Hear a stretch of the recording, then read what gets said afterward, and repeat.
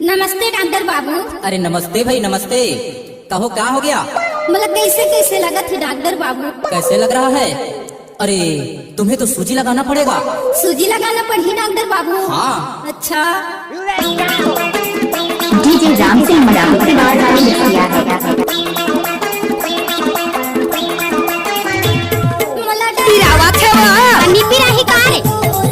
कैसे कर फंस रहे? कैसे कर डॉक्टर बाबू? नहीं पिरावे नहीं पिरावे नहीं पिरावे वो गोपी मोर सूजी हाँ। मला डर लागते डॉक्टर बाबू कभी दूर सुजिला।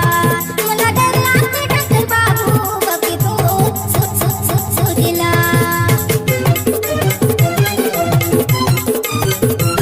कैसे कर फंस रहे? कैसे कर फंस?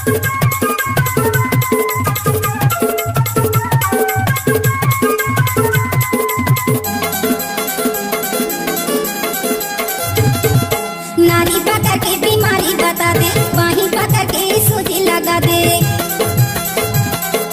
नारी पकड़ के बीमारी बता दे, वहीं पकड़ के सूजी लगा दे। कैसे लगाते हैं कैसे बताओ, कैसे लगाते हैं कैसे बताओ, कैसे समझावा तोला गति तो सूजिला। मला डर लागते डॉक्टर बाबू गति तो सूजिला।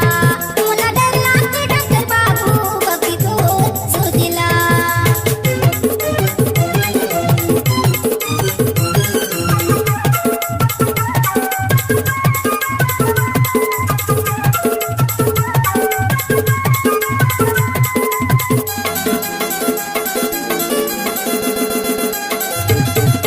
कतो मन देखी छूटा मर के, नहीं जानी कोनो बीमारी मोर दिल के। कतो मन देखी छूटा मर के, नहीं जानी कोनो बीमारी मोर दिल के। नहीं साकिन दुनिया नहीं साकिन बैगन, नहीं साकिन दुनिया नहीं साकिन बैगन, नहीं साकिन कोनो ओझा गवी तोर सूजिला। मला डर लागते डॉक्टर बाबू गवी तोर सूजिला।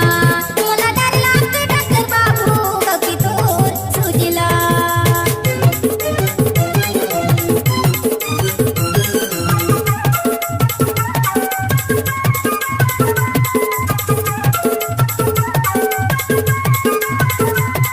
गाड़ी भर मत देबे भाई।